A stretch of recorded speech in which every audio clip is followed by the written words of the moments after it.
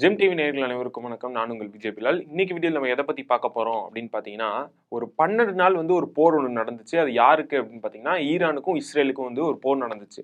இது எதுக்காக நடத்தப்பட்டது அப்படின்னு பார்த்தீங்கன்னா, ஈரான் நெறைய எங்களுக்கு சந்தேககரமான விஷயங்கள் நெறைய பண்றாங்க. அணு ஆயுதங்கள மறைமுகமா தயாரிக்கிறாங்க. ஸோ அதனால எங்களுக்கு பயமா இருக்கு. எங்கள அவங்கள தாக்கறதுக்கான வாய்ப்புகள் இருக்கு அப்படின்னு சொல்லி, அமெரிக்காவுடைய துணையோட இஸ்ரேல் என்ன பண்றாங்க, ஒரு 12 நாள் தாக்குதல் நடத்துறாங்க. அந்த போர் ஒரு 12 நாள் போச்சு. ஈரானும் பதிலுக்கு திருப்பி தாக்குதல்லாம் பண்ணிட்டு இருந்தாங்க. இந்த போர் 2 பேருமே சமமான அளவு போயிட்டு இருந்தாங்க.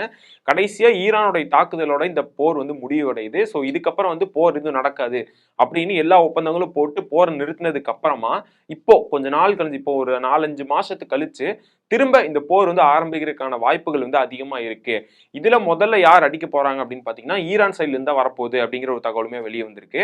ஸோ அது என்னெல்லாம் நடந்திருக்கு, ஈரான் சைட்ல இருந்து என்ன பண்ணிட்டு இருக்காங்க, இஸ்ரேல் சைட்ல இருந்து என்ன பண்றாங்க அப்படிங்கிறது எல்லாமே இந்த வீடியோல நம்ம டீடைல்ஸா பார்க்கலாம்.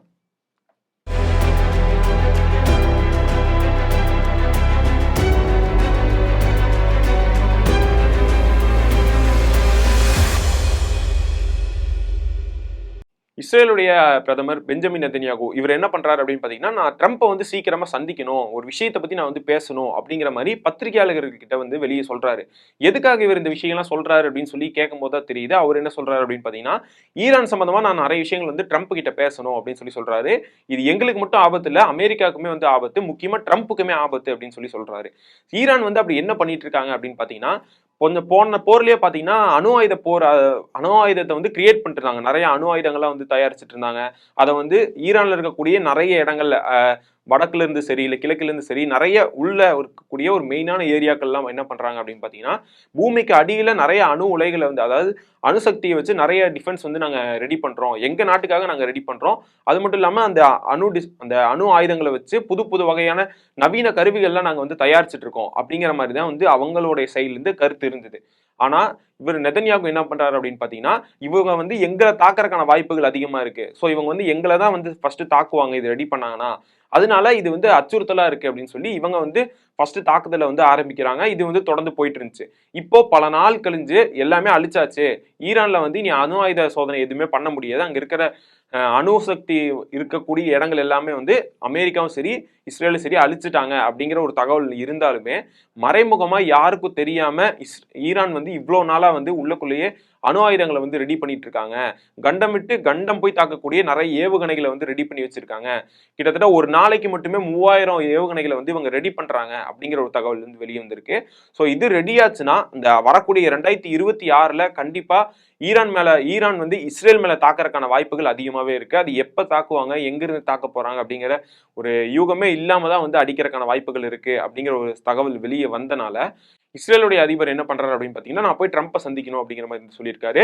இதுக்கு எந்த முக்கியமான பேஸா எதை பத்தி சொல்றாரு அப்படின்னு பாத்தீங்கன்னா, ஃபர்ஸ்ட் தாக்குதல் நாங்களே திருப்பி அடிக்கிறோம். அதாவது ஃபர்ஸ்ட் டைம் நடந்த போருமே ஒரு சந்தேகத்தின் அடிப்படையில் தான் போர் நடந்தது. இப்போ இந்த 2வது போருமே சந்தேகத்தின் அடிப்படையில் தான் நடக்கும் அப்படிங்கறது சொல்லியிருக்காரு. அதே மாதிரியே இப்போ இங்க தயாரிச்சுட்டு இருக்காங்க. ஒரு நாளைக்கு ஒரு 3000 ஏவுகணைகள் தயாரிக்க முடியும். இந்த மாதிரியான ஃபெசிலிட்டிஸ்லாம் உருவாயிட்டு இருக்கு அப்படிங்கிறதுனாலயே திரும்ப அதாவது இவங்க தயாரிக்கிறாங்க அப்படிங்கிற ஒரு செய்தி காரணமாக நாங்க திரும்ப தாக்குதல் நடத்த போறோம், இதுக்கு அமெரிக்காவோட துணை வேணும் அப்படின்னு சொல்லி இந்த நடந்த இஷ்யூல பேச போறோம் அப்படின்னு சொல்லி சீக்கிரமே அதுக்கான மீட்டிங் அரேஞ்ச் பண்ணப்படும் அப்படிங்கிறதே சொல்லிட்டு இருக்காங்க. ஈரான் சைட்ல இருந்து என்ன பண்றாங்க, உண்மையாலுமே இவங்க தயாரிச்சுட்டு இருக்காங்களா அப்படின்னு பார்க்கலாம். இப்போ ஈரான் சைடு அவங்க இருக்கக்கூடிய அந்த என்னென்ன நடவடிக்கைகள் நடக்குது அப்படின்னு சொல்லி அதுக்கு ஒரு தூதர்கள் மாதிரி இருப்பாங்க பாத்தீங்களா. இப்போ இங்க இருக்கிறத அந்த நாட்டை போய் சொல்றது, அந்த நாட்டுல இருக்கிறதெல்லாம் இங்க கலெக்ட் பண்ணி சொல்றது, இந்த மாதிரி ரகசியமா இருப்பாங்கல்ல. சோ இவங்களுடைய தகவல் படி என்ன நடக்குது அப்படின்னு பாத்தீங்கன்னா, ஈரான் மறைமுகமா பூமிக்கடியில நிறைய இடங்கள் இருக்குது. இன்னுமே நீங்க இன்னுமே முழுசா அவங்களுடைய அணு ஆயுதங்கள் செய்யக்கூடிய இடங்களை நீங்க இன்னும் அழிக்கல. நிறைய இடங்களை அவங்க மறைச்சு வச்சிருக்காங்க. நானும் நிறைய நவீன டெக்னாலஜிஸ் எல்லாம் உருவாக்குறதுக்கான விஷயங்கள்லாம் அவங்கள்ட்ட இருக்கு. ஸோ இதெல்லாம் மறைச்சு வச்சிருக்காங்க. இது நிறைய பேருக்கு தெரியல. அது மட்டும் இல்லாம இவங்களுக்கு இப்போ அந்த ஒப்பந்தம் முடிஞ்சிருச்சு. அணு ஆயுதங்கள் இந்தந்த நாடுகள் தான் யூஸ் பண்ணும் அப்படின்னு போட்டிருக்க ஒப்பந்தம் காலாவதி ஆயிருச்சு. அது இன்னும் புது ஒப்பந்தம் வந்து இன்னும் போடல. ஸோ அதனால இவங்க என்ன பண்ண வேணா வாய்ப்புகள் இருக்கு. இந்த மாதிரி எனக்கு தெரிஞ்ச வரையும் இப்போ வரையும் அவங்க வந்து கண்டம் போய் ஈஸியா தாக்கக்கூடிய நிறைய ஏவுகணைகளை வந்து கண்டுபிடிச்சு வச்சிருக்காங்க. நிறைய ட்ரோன்களை வந்து கண்டுபிடிச்சிருக்காங்க. ஸோ இந்த டெக்னாலஜிஸ்லாம் நவீனமயமா மாத்தி வச்சிருக்காங்க. இதெல்லாம் இருக்கிறனால எப்ப வேணா போர் அடக்கிறதுக்கான வாய்ப்புகள் வந்து அதிகமா இருக்கு அப்படின்னு அவங்களுடைய தகவல் சொல்றாங்க. இதுக்கு வந்து நெதன்யாகு என்ன பண்றாரு அப்படின்னு பாத்தீங்கன்னா, உடனே அமெரிக்காவுடைய உதவியோட முதல்ல நம்மளே தாக்கி, நம்ம போன டைம் எப்படி போர் நடந்ததோ இவங்க தான் ஃபர்ஸ்ட் தாக்க ஆரம்பிச்சாங்க. ஸோ அதே மாதிரி இப்போவும் நம்மளே ஃபர்ஸ்ட் தாக்கி அங்க இருக்கக்கூடிய இடங்கள்லாம் வந்து அழிச்சிருவோம். இப்போ இருக்கிற வரையும் நிறைய என்ன சொல்றாங்க அப்படின்னு பாத்தீங்கன்னா, தெஹ்ரான் அப்படிங்கிற மாதிரி நிறைய இடங்கள் வந்து தெரிஞ்சு வச்சிருக்காங்க. இந்தந்த இடங்கள்லாம் இருக்கும் அப்படின்னு சொல்லி சந்தேகப்படக்கூடிய இடங்கள் ஒரு 5-6 இடங்களை வந்து குறிச்சு வச்சிருக்காங்க. ஸோ அந்த இடங்கள்ல முதல்ல நம்ம தாக்குதல் நடத்துவோம். அதுக்கப்புறம் நமக்கு வரக்கூடிய தகவலை வச்சு திரும்பி நம்ம எதிர்த்தாக்குதல் வந்து பண்ண ஆரம்பிப்போம் அப்படிங்கிற மாதிரி வந்து பேச போயிருக்காங்க. ட்ரம்ப் சைட்ல இருந்து என்ன சொல்றாரு பாத்தீங்கன்னா, ஆல்ரெடி வந்து நிறைய போர்கள் வந்து போயிட்டு இருக்கு. நம்ம உலகத்துல வந்து north side, east side, west side எல்லா சைடுல இருந்தும் நிறைய போர்கள் வந்து நடந்துட்டு இருக்கு. ஸோ இந்த டைம்ல திரும்ப ஈரான் கூட போய் போர் பண்ணிட்டு இருந்தோம்னா இந்த மாதிரி பிரச்சனை ஆயிட்டு இருக்காது. ஏற்கனவே வந்து ஒரு 12 நாள் நடந்து முடிஞ்சதே வந்து ஒரு பெரிய விஷயம். இதுக்கு மேல போய் தாக்க ஆரம்பிச்சோம்னா திரும்ப ஏதாவது பெரிய பிரச்சனை ஆயிரும் அப்படின்னு சொல்றாங்க. ஆல்ரெடி இப்போ நம்ம எல்லாத்துக்கும் ஒரு டவுட் வரும். ஈரான்ல தான் வந்து நிறைய பஞ்சங்களா இருக்கு. அங்க மழை தண்ணி இல்லாம மக்கள்லாம் கஷ்டப்பட்டு இருக்காங்க, போராட்டம் நடத்தினாங்க, சிறப்பு தொழுகை நடத்தினாங்க. இந்த மாதிரிலாம் இருக்கும் போது எதுக்காக வந்து இவங்க இந்த விஷயத்துல வந்து ஈடுபடுறாங்க அப்படிங்கிற ஒரு கேள்வி இருக்கும். என்னதான் இருந்தாலும் இப்போ ரீசெண்டா இப்போ எல்லா நாடுகளுமே வந்து ஒரு மழை பெய்யக்கூடிய டைம் அப்படின்னு சொல்லலாம். எல்லா பூமி முழுசாவே பாத்தீங்கன்னா ஒரு புயல் காரணமா இந்த மாதிரிலாம் வந்து நிறைய இடத்துல மழை வந்துட்டு தான் இருக்கு. ஸோ இந்த மாதிரி கொஞ்சம் அவங்க ஒரு மிகப்பெரிய அளவுல பாதிக்கப்பட்டிருந்தாலும் கொஞ்சம் அவங்களுடைய இந்த பாதிப்பு வந்து கம்மியா இருக்கும் அப்படின்னு சொல்லலாம். ஆனா இந்த அணு ஆயுதம் தயாரிக்கிறது, இந்த மாதிரி ராணுவ ரீதியா ஏதாவது ஒண்ணு பண்றது அப்படிங்கறதெல்லாம் அது ஒரு மிகப்பெரிய விஷயம். அதை வந்து என்னதான் நடந்தாலுமே அதை ரகசியமா உள்ள வந்து பண்ணிட்டே தான் இருப்பாங்க, ட்ரை பண்ணிட்டே தான் இருப்பாங்க. ஏன்னா அது அவங்க அந்த நாட்டுடைய பாதுகாப்பு சம்பந்தப்பட்ட விஷயம். அந்த நாட்டை யாரும் தாக்கிராம இருக்கிறதுக்காக அவங்க சேஃப்டிக்காக இதெல்லாம் பண்ற விஷயம்.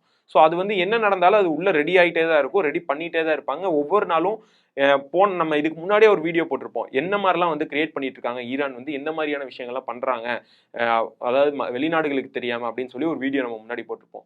அதுல என்ன சொல்லியிருந்தோம் அப்படின்னு பாத்தீங்கன்னா, நிறைய விஷயங்கள் அதாவது 24 மணி நேரமும் வந்து தொடர்ந்து ஆராய்ச்சி பண்ணக்கூடிய விஞ்ஞானிகளை வந்து போட்டு வச்சிருக்காங்க. அதாவது ஷிஃப்ட் மாதிரி கனெக்ட் பண்ணி மார்னிங்ல இருந்து ஒரு ஈவினிங் வரையும் ஒரு விஞ்ஞானிகள் எல்லாருமே ஒரு விஷயம் பண்றாங்கன்னா, அதே இதை வந்து இப்போ ஒரு விஞ்ஞானி ஒருத்தர் ஒரு விஷயம் பண்ணிட்டு இருக்காங்கன்னா, ஷிஃப்ட் மாறும்போது அதே இதை கண்டினியூ பண்றதுக்காக இன்னொருத்தர் வருவாங்க. ஸோ 24 ஹவர்ஸும் வந்து இது நிக்காம வேலை செஞ்சுட்டே இருக்காங்க. ஒரு மாசத்துக்குள்ள பல வகையான நவீன வகையான ஒரு அணுசக்தி நிறைந்த நிறைய ட்ரோன்களை வந்து தயாரிக்கிறதுக்கான வாய்ப்புகள் இருக்கு அப்படின்னு சொல்லி அதை பத்தி நம்ம வீடியோலாம் போட்டிருப்போம். ஸோ இப்போ அதெல்லாமே ரெடியான நிலையில தான் இருக்கு. இன்னுமே வந்து போருக்கு சரியான நேரம் வரல. அது வந்ததுக்கு அப்புறம் தாக்குதல் ஆரம்பிக்கலாம் அப்படின்னு சொல்லி வெயிட் பண்ணிட்டு இருக்காங்க அப்படின்னு சொல்லி சொல்றாங்க. ஏன்னா ஈரானுடைய பிளான் என்ன அப்படின்னு பாத்தீங்கன்னா, அமெரிக்கா வந்து வேற ஏதாவது ஒரு நாட்டுடைய போர்லயோ இல்ல வேற ஏதோ ஒரு விஷயத்துல வந்து பிஸி ஆயிட்டாங்க. இப்போ வந்து அதுக்கும் அமெரிக்காவுக்கும் வெனிசுலாவுக்கும் ஒரு போர் சம்பந்தமான விஷயங்கள் போயிருச்சுன்னா, அமெரிக்கா வந்து இதுல அவ்வளோக்கா தலையிட மாட்டாங்க. சும்மா நார்மலா ஒரு சின்ன உதவி மாதிரி தான் வந்து இஸ்ரேலுக்கு பண்ற மாதிரி இருக்கும். ஸோ அந்த டைம் அப்படி பண்ற மாதிரி இருந்தா நம்ம ஈஸியா தாக்க ஆரம்பிச்சிடலாம். நம்ம வந்து கொஞ்சம் பலமாவே இருப்போம் இந்த டைம்ல அப்படின்னு சொல்லி இது முன்வைக்கிறாங்க. ஸோ அந்த பிளான் பண்ணி தான் இந்த மாதிரி பொறுமையா இருக்காங்க அப்படின்னு சொல்லிட்டு இருக்காங்க. ஸோ இந்த மாதிரி ட்ரம்ப் இல்ல அமெரிக்கா வேற ஏதோ ஒரு நாட்டு கூட மிகப்பெரிய போரோ இல்ல வேற ஏதோ மற்ற நாடுகளை கண்டுக்க முடியாத அளவுக்கு ஏதோ ஒரு விஷயம் ஆயிருச்சுன்னா அதுக்கடுத்து வந்து எங்களோட தாக்குதல் ஆரம்பிப்போம் அப்படிங்கிற மாதிரியான தகவலும் அந்த சைட்ல இருந்து வெளியே வந்துட்டு இருக்கு, ஈரான் சைட்ல இருந்து. ஸோ இஸ்ரேல் என்ன பண்ண போறாங்க அப்படிங்கிறது வந்து தெரியல. இஸ்ரேல் சைட்ல இருந்துமே வந்து அமெரிக்கா தொடர்ந்து அவங்க ஹெல்ப் பண்ணிட்டே தான் இருக்காங்க, உதவி செஞ்சுட்டே தான் இருக்காங்க.